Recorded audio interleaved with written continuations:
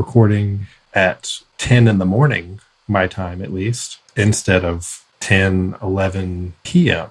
my time. So we're on a whole different side of the day than we usually are.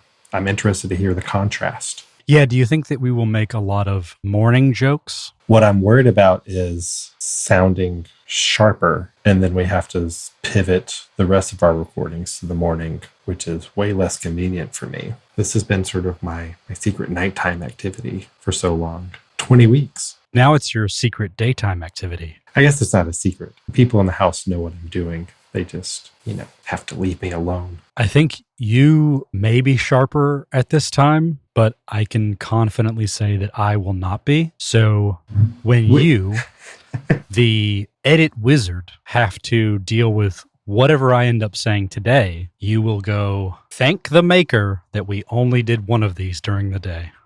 When do you think your brain comes alive? When is peak productivity? When are you sharpest? About 3 p.m. So that's generally when it starts going. And when I'm getting the most done is about 6 or 7 p.m. Okay. And some of that has more to do with the scheduling of the rest of the world, because I would say that noon to 3 ramp is when my brain is kind of coming into its own. But the reason I think, or some of the reason I think I get a lot done at like that 7 p.m. window is the rest of the world stops bothering me.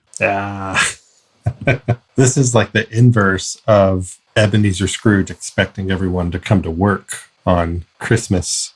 And Bob's got to convince them that like all the other places are closed. Why bother? If everyone else is closed, oh wait, maybe it's not the opposite. Maybe I am Scrooge, because the time when I will get the most done is when everyone else is closed. Wait, am I Scrooge? I didn't want to say it, but in what ways are you Scrooge? So instead you said, oh, you're the opposite of Scrooge, only to let me find my own way to the truth of I am Scrooge. Well, it is sort of an inverse idea. You're saying that when the rest of the world sort of shuts down and stops bothering you, that's when you can really get to the work. And Scrooge in A Christmas Carol is expecting his employees to come to work on a day where there will be no business to conduct anyway, because it's Christmas and everybody else is gone. So no one's going to be coming in to pay their mortgages. No one's going to be coming in to apply for new mortgages or anything like that. So it is the opposite, right? Do I understand opposites?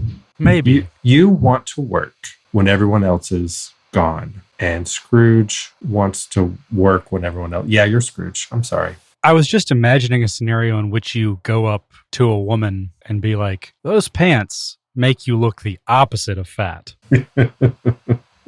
And then she's like, oh, I haven't seen them in the mirror. Let me go look. No, I'm going to double down. I think I just haven't explained it right yet. I'm going to keep trying. So Kermit the Frog is sitting there and he's all like, hey, maybe we shouldn't come to work tomorrow because there's no one to be doing the business with. And then Michael Caine is like, well, that's a poor excuse, but I guess you're right. Fine, take the day off. And all the rats are very happy. This is, of course, from the original Muppet Christmas Carol. So Scrooge wants to come to work, but when he comes to work, there will be no work to be done.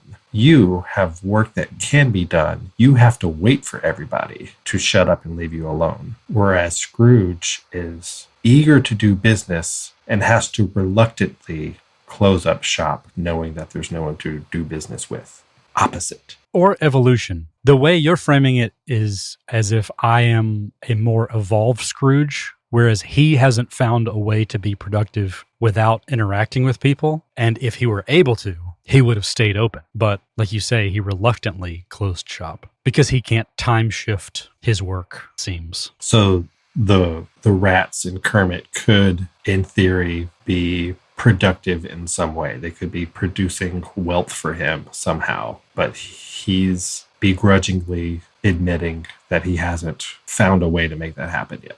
Yeah, and he's quite different than a lot of the modern wealthy, because the modern wealth understanding is you not trading your time for dollars. It's you finding a way for your money and resources to make money while you're not involved at all. And Scrooge's current iteration of his money machine just doesn't turn on Christmas Day. Yeah. So in the original Muppet Christmas Carol and some other imitations and reboots of that story, there are a few moments that are supernatural, we'll say, and we don't know if they're actually ghosts or it's only in Scrooge's imagination, dream. And I would say that's what we're exploring on today's episode. I would say that this episode, the 21st minute of Home Alone, is a tried and true beat of any good story. And it is very similar to Scrooge's descent into his subconscious to confront his weaknesses and fears. Right. It doesn't actually matter if it's literally true because it is metaphorically true. Yes. This is also, in addition to not being a political podcast, it's not a religious podcast. So... Oh, I thought it was. Well, let me say that another way. This is strictly a podcast of the Home Alone religion. We do sort of worship at the altar of Kevin McAllister a little bit. Yeah, are you a Home Alone literalist? Like, do you believe the events of Home Alone are literally true? I do. I will say that I'm a more modern approach, a more level-headed approach. It's just a nice story, a way to figuratively explain how we should all live our lives. I am a bit more old school. I do take it to be the literal Kevin breathed truth. Okay. I'm a snake handling McAllister. Sure. The wet bandits were real. They actually broke into homes. Okay. But I also understand that a lot of the world's religions had a wet bandits myth. It's very common. I don't see any religious parallels between Christianity and Home Alone, a story of a lost, sinful little boy who is saved by a bearded man with a big hand injury. Yeah, it's nothing like every other story that we tell ourselves. It is in no way a Joseph Campbell style hero's journey. Not in the least. We certainly don't have any moments where Kevin descends into an unfamiliar and scary place and then reemerges, having changed. Sharp left turn. I really enjoy that this beat lines up with our minute quite well. Like, this is a pretty self-contained minute where the start and end line up near perfectly. Minute 21 starts. We get a few seconds still in Buzz's room. Yeah, he's kind of exiting. But then we cut to the basement. And then we pretty much stay in the basement for the full minute. Yeah, we could call this the base minute. I see what you did there. I like it. It would have been funnier if I had figured out something at 10 p.m., but this is what you get. Okay. I thought that was a strong zinger for 9:15 in the morning for you. Right.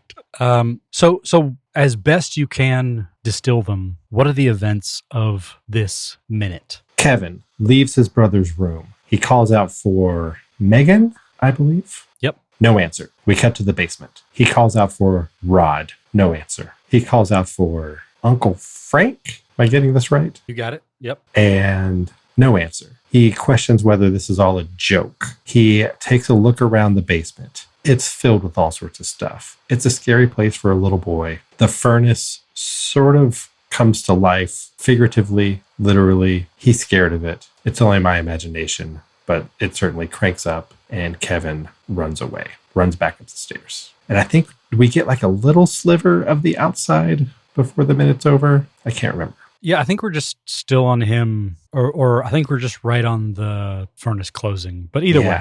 Okay, so there we go. That's what happens this minute. Kevin's in the basement. He gets scared. That's it. Yeah, and I would say, first off, great summary. Jerod, thank you. Tell me if you agree with this position. I think this minute, in terms of activity and or dialogue, is pretty sparse. But in terms of content, both visual and emotional, is pretty dense. Jerod, I agree. Thematically, psychologically, it's a crucial minute. So just talking on the practical side, some of the things that we see because again, it's a visually dense minute.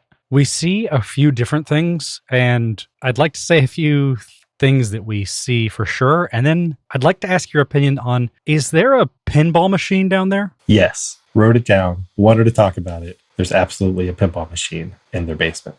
Okay, because that's what it looks like, but I could not be sure because it doesn't have like it's not like the Simpsons pinball game or the Dick Tracy pinball game. Yeah, there's no clear branding on the side of it. It's just sort of looked like a little starburst graphic design, but it's definitely a pinball machine. And I have to wonder if it's one that is used in many others. Is it the same as, that blue coffee cup, that like deli coffee cup that's in every movie? Mm-hmm. I do wonder if this pinball machine is in every movie. Oh, yeah, that would be interesting. So this is a Fox movie, so we could go around and watch a bunch of Fox movies and sort of see if we can see this pinball machine reused. Right, like I'm wondering if because I just get this visual in my mind of like Back to the Future or something where we're at, a diner and there's like pinball in the corner. Like, is this there? Yeah, it doesn't look familiar to you, but it seems like it could be familiar to you. It could be possibly something you've seen before. Yeah. Also, in addition to more mannequins and sewing machines, which further, I think, validates the idea that Mom is a seamstress or designer of some kind. She's some sort of fashion designer kind of thing. We see remnants of her career kind of scattered about in this basement. Yeah, we see like at least 3 or like heads and then like some limbs and things around. So yeah, in addition to fabric just sort of strewn around. I also wanted to just note that this is quite visually different to the kitchen. Like the kitchen we talked about a couple of episodes ago is just so. Everything has its place. It looks like it was cleaned minutes prior to Kevin's arrival, whereas this basement looks like no one's even been in it for years. I don't want it to seem like I'm overanalyzing of family Christmas film, but it's not by chance. It's not an accident that's exactly the contrast that we should all notice.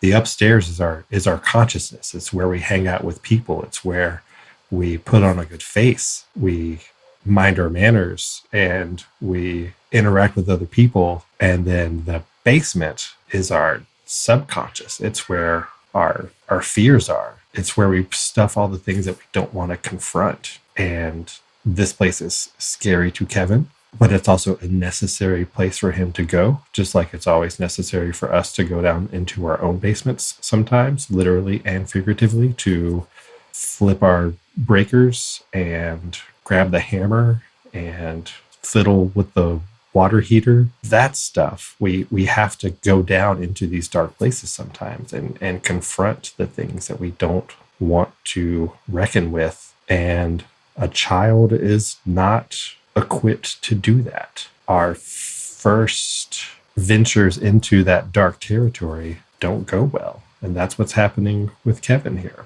On a thematic level, this is a very important minute, because we still see Kevin as a little kid who is not great on his own. There's a reason he's calling out for his family while he's going into this dark place that he's scared of. And it doesn't go well, because that's the point of the story we're at now, where his first attempts at confronting the dark, ugly business of being a human being don't go well. So here's a technical question, and we might need to consult with our mutual friend, writer-director Andrew Mobley. But where is the line between monologue and dialogue where the partner doesn't respond? So when he says, "Uncle Frank, is this a joke?" Uncle Frank is not in this scene. He is not in this home. But if I were to reference that just in the way that I would just casually in conversation with you here digitally, if I were to say, okay, so here's a bit of dialogue, but when does it become monologue? So mono means one and rail means rail.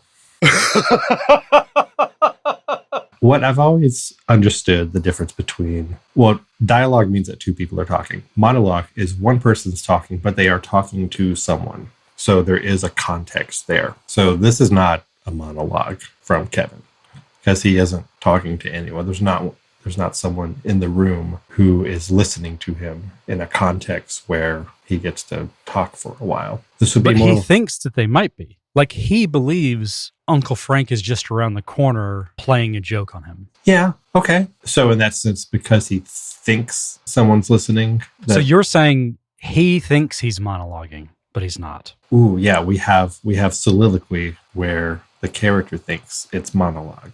It's only my imagination. It's only my imagination. That's soliloquy territory. Right. Which is a word that I spelled wrong in the 4th grade spelling bee, having never heard it before. How did you spell it, if you can recall? I do not know. Is there like video evidence or anything like that? No. I was really hoping for some bonus content.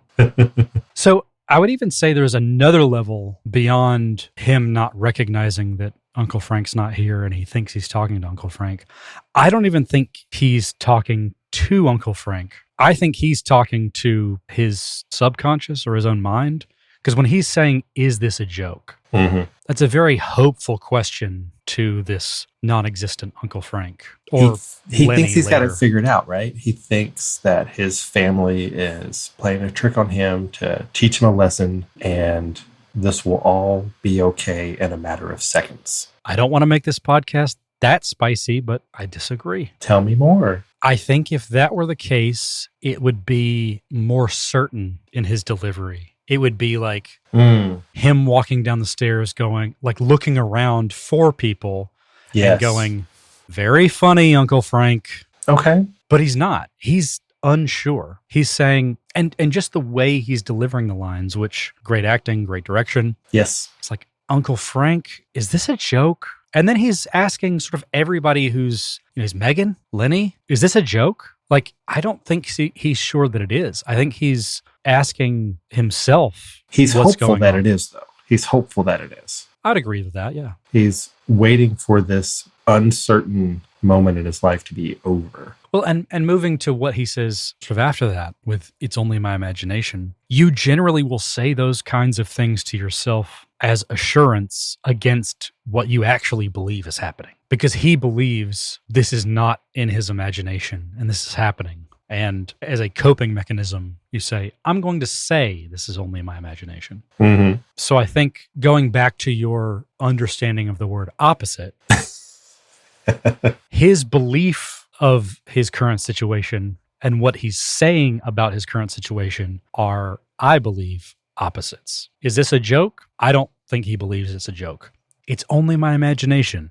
I don't think he believes it's in. Yeah, he's trying to assure himself, and it's not working.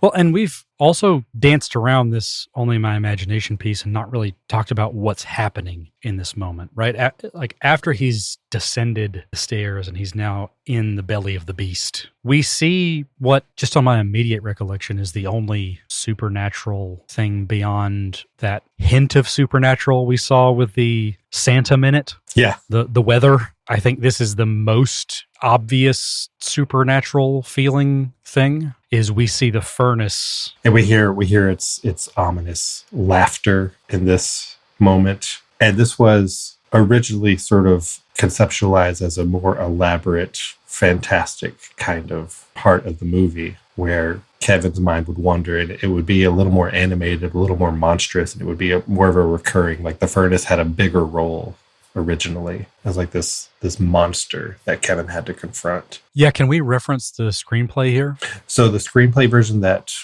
I have does not have that. So by the time that screenplay showed up, that concept had been removed. But it's out there as internet fact that the furnace was going to be this larger sort of beast of the movie. And I think they made the right choice, I believe, in eliminating that. I'm a big believer that deleted scenes are usually better off deleted. Cut for a reason.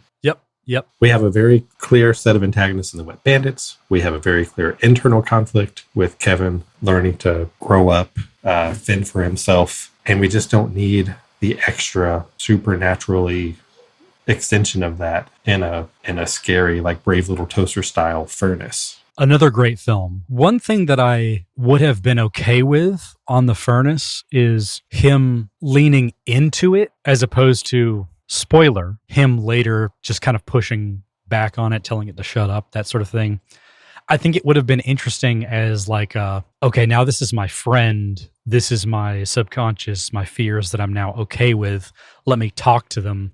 He sort of goes down in the basement to, like, maybe when he's setting up for the Wet Bandit's arrival, we kind of get him bouncing off of the furnace of like ideas and things. It would have made him seem a little crazier, but I think John Hughes and Chris Columbus could have done it in a funny way. So I wouldn't have been opposed to seeing more of the furnace, but if it's a choice between what we get and it being another antagonist that confuses the story, I think the right call was made. I think it's a great example of how in storytelling, you just need a setup and a payoff. This furnace is scary to Kevin now, and it will be not scary to him later. And you don't need the middle. The audience doesn't need to see like a third point to sort of recognize the slope here. It's okay to just have the line from scared to not scared. And so often that's what deleted scenes end up being, is like we have this assumption that the audience needs a middle point where he's a little less scared now. Well, we don't need that. We need him scared and we need him not scared. And that's all really efficient. So I'd like to propose the unsung hero of this minute as sound design. Oh, okay, sure. Because something about the furnace, especially if you don't understand a furnace and how it works, to see it open and close and light up, that could just be how it works. Again, honorable mention to cinematography here, because the way it's framed, the way it's shot, that has a lot to do with it as well. But I think sound design here plays a big role in hearing a lot of these like eerie reverse voice kind of things happening, mixed in with just the right amount of music and sound that really play up how this is supposed to feel. Your thoughts? I agree. It's a nice, weird mix of, I guess, the sounds that a furnace would normally make and this ominous sort of laughter, I guess you would call it. Yeah. And then also just a tinge of like what we've described before as scary Christmas music that John Williams is so good at doing, of we're in a holiday film, but John Williams still knows how to make it eerie and tense in this moment. Well, and I'd have to go back and listen to it again, but we also hear this, like, there's a bit of low-end rumbling that's happening and like a reverby type, like we feel a lot of space, like there's a lot of space and things happening. It feels bigger than this tiny cramped basement. So like in a moment we go from this basement to this like wide open space that's big and dark and ominous. Let's credit this to supervising sound editor Wiley Stateman. A lot of people credited in the sound department, so we don't know who was in charge of this specific moment, but this seems like a big enough one where supervising sound editor Wiley Stateman probably had his hand in. Wiley, yeah. Like Wile E. Coyote. Yeah, Wiley Stateman, who seems to be still in the biz. Wiley continues to be Wiley. Mr. Stateman, please come on the podcast whenever you want. I think we'll have to expense IMDb Pro to get the contact info, which I think is worth it. So I have one last kind of fun question for you. Let's go. And I don't mean that it will be fun for you, but it will be fun for me. We see a lot of items in the basement. Yeah. I would be curious to know what is least surprising that you saw and what is most surprising. Least surprising, I'll go with your basic laundry stuff. Wash machine, dryer. They sort of seem to keep the cleaning supplies and detergent and stuff like sort of on the floor, which is weird. Yeah. But least surprising, that's where the laundry room is. Also, they have the basket of clothes below the laundry chute. One of the laundry chutes. One of the east laundry chute. And we see this later when he shoots the action figures with the BB gun. Most surprising, when he's going back up the stairs, it seems like, and maybe you can tell me if I saw it incorrectly, because this is a cluttered, weirdly, like, if you told me that this was like generated with AI, I would believe you. Like, it's sort of just hard to make out what anything is, especially sort of in the background and stuff. I know it all got thrown together, but it does look all sort of jumbled up. So you can tell me if I saw it incorrectly, but there seems to be hanging on the stair rail a single rollerblade. I saw that as well. I think it's 2 rollerblades. Okay. And the reason I think that is because I noticed the same thing and went back to when he's descending the stairs, and it looks like there's one tucked underneath it, but lower. And I think when he's walking back up, the angle just hides it. So I do think that there are 2 rollerblades. I'll accept it.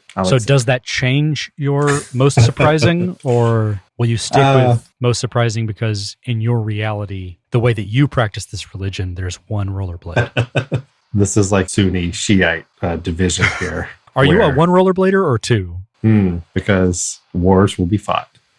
Let's see, what else is in there? Can I share that not in our basement growing up, but in my grandparents' basement, we also had a pinball machine.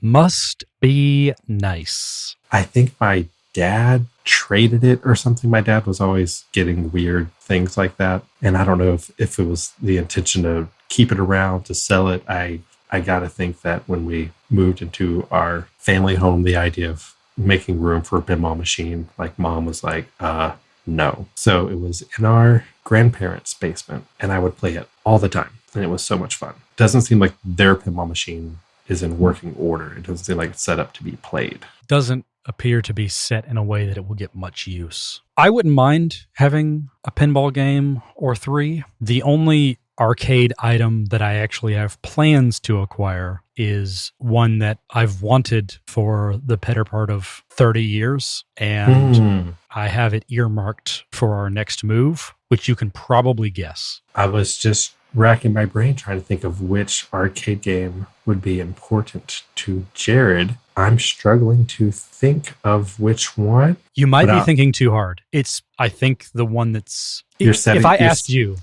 me up for greater failure, though, because when I don't nail it, I'm going to feel like I don't know my buddy as well as I should. Well, let's take the pressure off of it being just one. I'm going to ask you to take a trip back in time, and I would like you to follow young Sonny into Mount Asia. Regional mini golf Xanadu. You follow young Sonny into Mount Asia, and you give him a roll of quarters. What games will he play? So I have my guess locked in for you. What Jerod is excited about, and I just need you to be gentle with me when I get it wrong. Or you could just lie and say, yes, you nailed it with whatever I say. Or I can edit it and get it right. So you react positively when I say that I think the arcade machine that would be the unreasonable purchase of adult Jerod trying to recapture the magic of his childhood would be the Teenage Mutant Ninja Turtles arcade machine. That is very close. Is it The Simpsons? Yes. Oh, okay. The Simpsons is what you would call the opposite of right. I thought... I thought The Simpsons first, but then I remembered how fun that Teenage Mutant Ninja Turtles arcade machine was, and I switched gears. Yeah, so, the Simpsons one is so good. To peel this back to a level where you certainly don't care, and I don't even know what level our listeners would care. But the number one is The Simpsons, and then I have like 5 or 6 that I have kind of gone back and forth with my wife about, and Turtles is on that list. The reason Turtles might not be number one, though, is because I have that game on NES and played it enough to where the nostalgia around the arcade cabinet might not be as strong as it would otherwise be. Whereas the Simpsons game I have in no other form of media. They could have put that out on Nintendo and made so much money. Loads of money. Because the Simpsons Nintendo games are not that great. What was their version of Crazy Taxi? Oh, that's later. That is good. I'm talking about like the original NES Simpsons games. All of the Simpsons games had some other thing. There was like a driving one. There was like a bowling one. There was no Simpsons game. And that's what was so great about the arcade one. It was just the Simpsons running around beating up businessmen. Again, it's something that resonated with me 30 years ago. It resonates with me now. I hate businessmen. I'm waiting for them to leave me alone so I can get things done.